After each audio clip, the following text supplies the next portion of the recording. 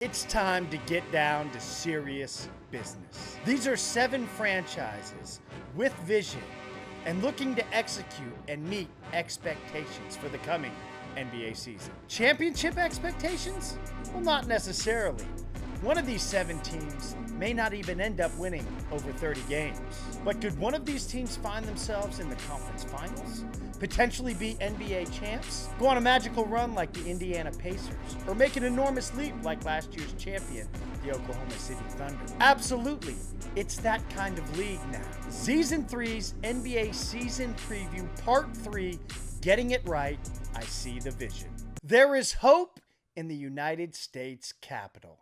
At least when it comes to basketball. Last season, the Washington Wizards go 18-64. They finished last in the Eastern Conference, but they aren't the worst team in the league. That distinction went to the Utah Jazz. In the offseason, the Wizards bring in CJ McCollum. They bring in Cam Whitmore from the Rockets. They have the 6th overall pick. They select Trey Johnson out of Texas.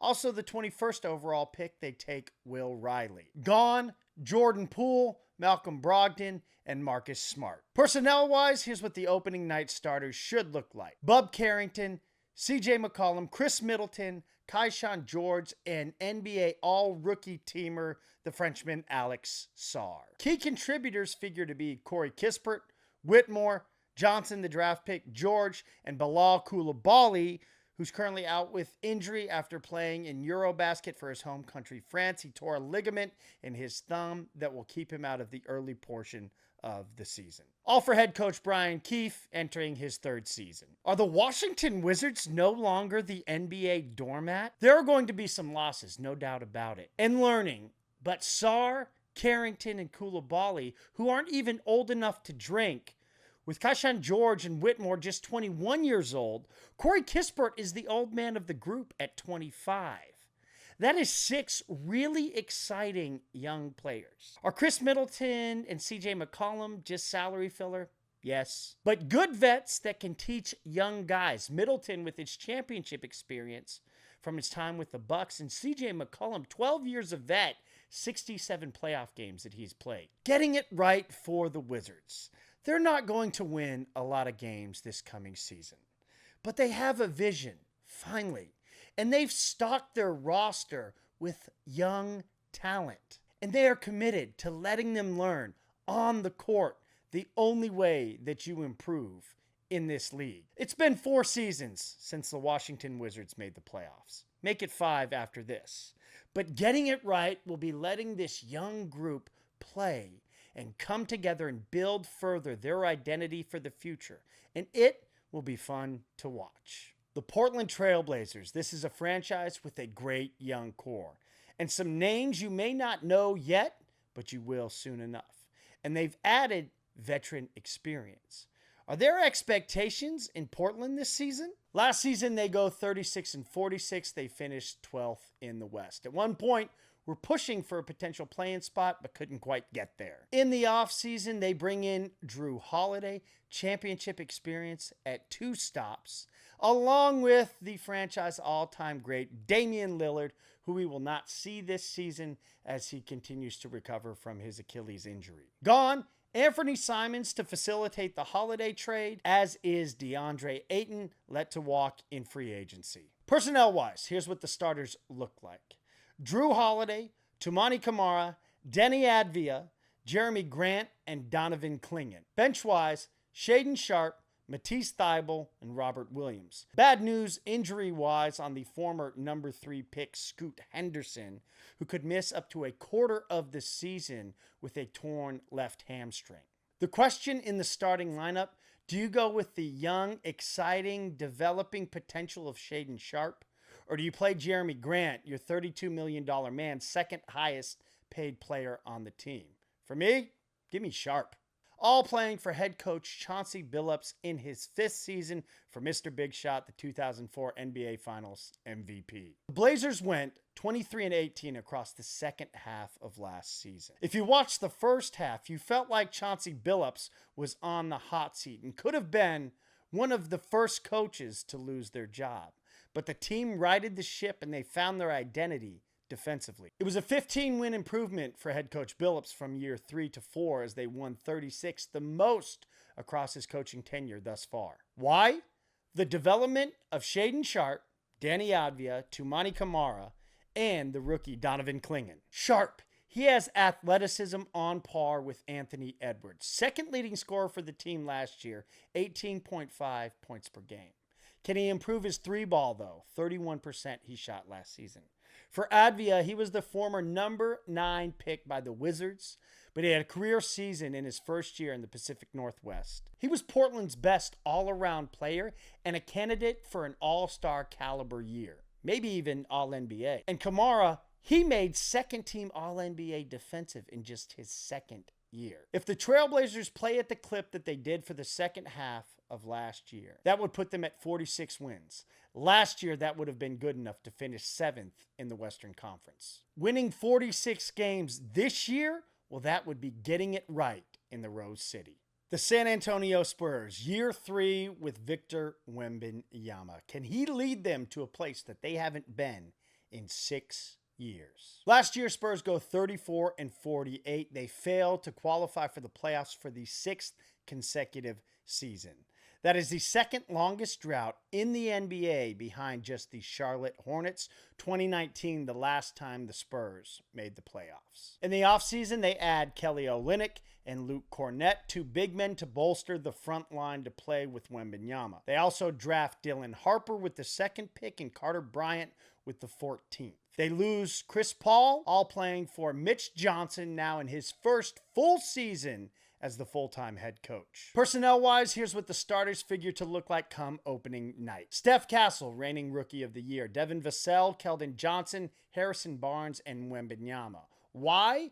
De'Aaron Fox, their big trade acquisition and signing, is dealing with a hamstring injury that has the Spurs proceeding conservatively. Dylan Harper also expected to miss the start of the season after surgery in September on a partially torn ligament. One of the big questions, Jeremy Sohan. Could he be in the starting mix? The former 9th overall pick, he's playing in a pivotal contract year. There's a lot to like in what they are building around Wembanyama down in the Alamo City. There are some big question marks, however. First off, the health of De'Aaron Fox. He has only played more than 70 games 3 times in the 8 years of his career. And the biggest, head coach Mitch Johnson. His first full season on the job, a full camp, a full offseason. It is nearly impossible to replace a legend, especially one that is on the Mount Rushmore of NBA head coaches.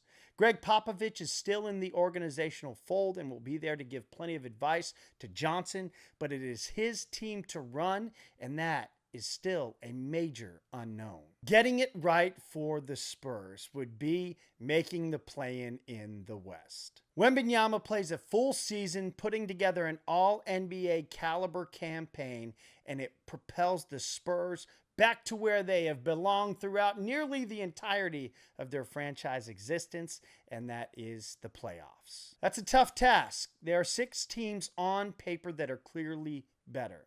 That leaves them in the group of Golden State, Memphis, Sacramento, Dallas, Portland, and New Orleans. Making the playoffs for the San Antonio Spurs would be a major win in getting their season right, and Victor Wembanyama has all the tools and the potential to take them there. The Los Angeles Lakers. Is this LeBron James' final go in the purple and gold? What is the Lakers' identity and play style with Luka Doncic as their clear lead dog? Last season, Lakers go 50-32, finish 3rd in the West, but they see their season end in the first round in 5 games at the hands of the Timberwolves. In the offseason, their focus bolstering the center position, so in comes DeAndre Ayton, the former number 1 pick.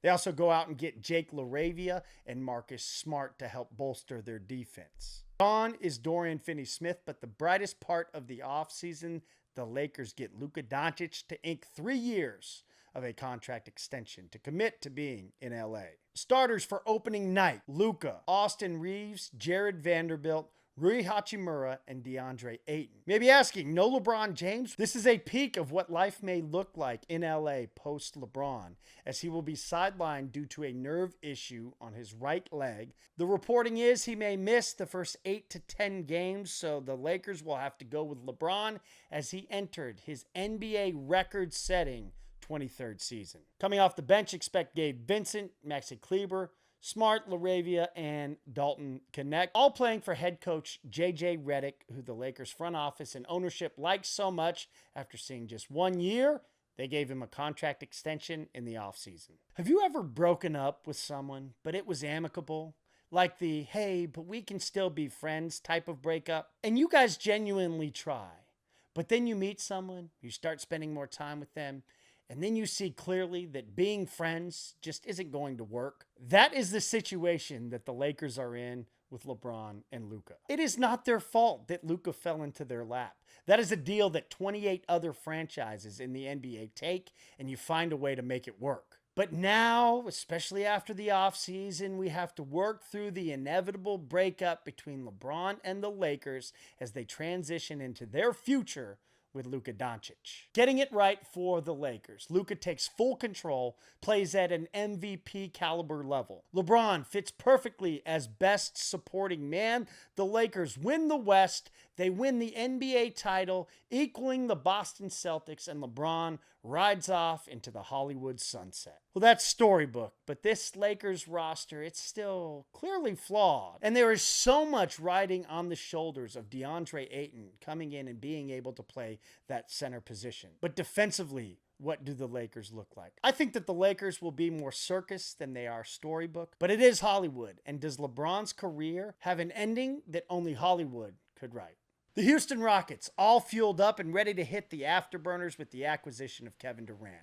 But the injury to Fred VanVleet leaves them on the launch pad with a major question. Last season, the Rockets, one of the biggest surprises across the league. They go 52-30. They finish second in the West, but lose in 7 games to Golden State in the first round. In the offseason, they add Kevin Durant, Dorian Finney-Smith, Clint Capella, and Josh Okogie. They lose Dylan Brooks, Jalen Green, part of that KD trade, and Cam Whitmore gone as well. With the injury to Van Vliet, here's what the starters look like. Aaron Holiday at point guard, Amen Thompson, KD, Jabari Smith Jr., and Alperen Sengun. Could Reed Shepherd, former number 3 pick, end up being the starting point guard? Other depth pieces, Tari Eason, Jayshawn Tate, the aforementioned Capella and Finney-Smith, who is recovering from ankle surgery, has not been cleared for contact and will not be ready for the season opener. All playing for head coach Ime Udoka, entering his 3rd season, an 11-win improvement from year 1 to 2. I was sold on the Rockets early last season. The talent of Sengun and Green, combined with the veteran experience that they brought in, Fred VanVleet, a champion in Toronto, the grittiness of Dylan Brooks and Steven Adams, I thought that was a recipe for a deep run in the playoffs. But the experience of the Warriors and the lack of bona fide scoring from the Rockets eventually decided that series. Alperen Sengun is one of the best all-around players in the NBA. If you haven't watched him yet, you should. You're missing out. But he's not a give me the ball every time, down the stretch, tight game, playoffs in the 4th quarter, and I'm going to go get buckets or at least get to the line. He's not that player yet. Maybe he can become that player this season. But they do now have that type of player in Kevin Durant. Albeit 37 years old, but KD last season sustained play at an all-NBA level. It was just the injury that limited that. Championship windows closed just as quickly as they opened, so the win now move for the Rockets. I agree, rather than waiting around to see what Jalen Green could potentially develop into. I saw the vision from the front office in swinging for the fences, but now they have a major question mark at their point guard position. Can the immensely talented Amen Thompson take up the reins? Does Reed Shepherd blossom into the player that was worthy of the 3rd overall pick? The Rockets didn't go out and get Kevin Durant to hopefully advance to the 2nd round. Getting it right would be a deep playoff run. Western Conference Finals, NBA Finals. It'll all come down to matchups come playoff time. But this is a team still in contention to take the West. The Detroit Pistons, one of the biggest turnarounds in NBA history last year. Bona fide superstar in Cade Cunningham. Wide open East, this team should absolutely be in the mix. Last season, they go 44-38. They finished 5th in the East, lose in 6 games, a great series. One of the best in the playoffs, the first round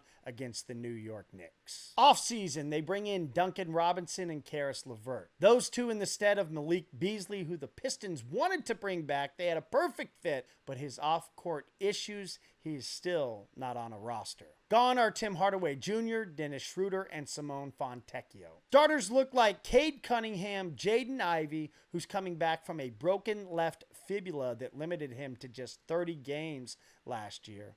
Asar Thompson, the other of the Thompson twins, Tobias Harris, and Jalen Duren at the center position. Their bench, aforementioned Robinson and LeVert, the young prospect Ron Holland, Isaiah Stewart, afraid of no man, and the center Paul Reed. All for head coach J.B. Bickerstaff entering his 2nd season, and you will not be wearing a hoodie on his bench come game day. No Motown pun, but I was a broken record last year. I am not a Detroit Pistons fan, but I am a fan of what they are doing. They have an absolute star in Cunningham and a core complementary of his game and the identity that they continue to play to. Last year was a massive growth season. One of the biggest turnarounds in NBA history to go from 14 to 44 wins, a 30-game differential, and to be just a couple possessions away from beating the New York Knicks in the playoffs. Getting it right in Motown would be reaching the Eastern Conference Finals. Conference is wide open and for the taking. Last season was a taste of success. Cade Cunningham, 3rd-team All-NBA in his 5th season. It's a complimentary roster. Ivy back in the fold. Robinson to replace Beasley. Motown is back in the NBA elites conversation. They need to secure a top 4 seed. Then you're talking about potential series with maybe the Cavs, a rematch with the Knicks in the playoffs down the line. Is it too early to be talking title in Motown? This year, I think yes. They need just a little more playoff seasoning. But that's what I thought about the Thunder entering last season, and they went on to win the title. Could this year's version be the Detroit Pistons?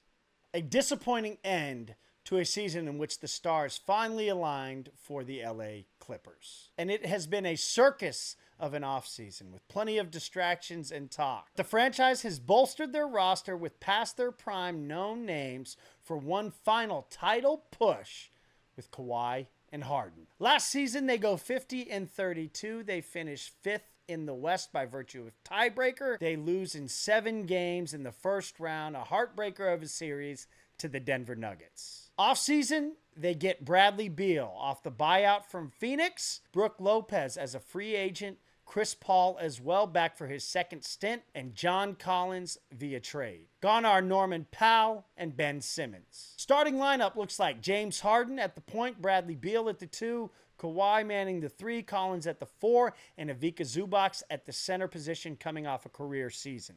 Bench-wise, Bogdan Bogdanovic, Nicholas Batum, aforementioned Lopez and Paul, Chris Dunn, and Derrick Jones. The Clippers, they'll never have the Hollywood glitz and glamour of their Los Angeles counterparts, the LA Lakers. But what they do have is a very deep-pocketed owner, Steve Ballmer, with a clear commitment to win. And last season, all of their stars finally aligned. An All-NBA campaign from James Harden. Health for both him and Kawhi Leonard hitting the playoffs. Career seasons from Norman Powell and Ivica Zubac. 50 wins and a reeling hurt Denver team in round 1.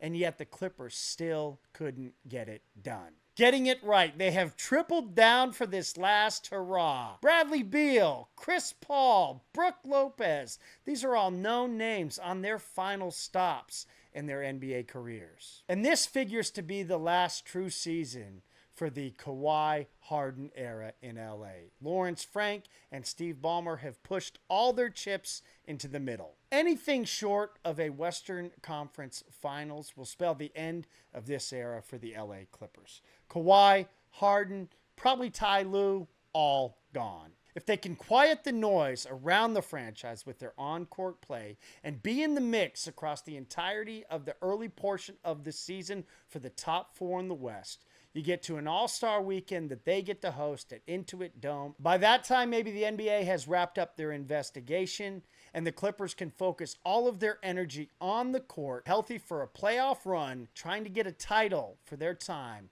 with Kawhi Leonard and James Harden. 8 franchises remain, and these are the real deal Holyfield. Getting it right for these 8 means one thing and one thing only: winning the title. Confetti falling down while they have their hands on the Larry O'Brien trophy. Which teams? You will find out next week, the final part of our Season 3's NBA season preview. In the meantime, if you've missed parts 1 and 2, go back and check those out. Also, check out the Daily Dribble, everything that you need to know from yesterday in the NBA, under 3 minutes, right here on the channel. If you like what we're doing and are as excited for the coming NBA season as we are, please do like, subscribe, and share with a friend. We'll see you soon. Peace.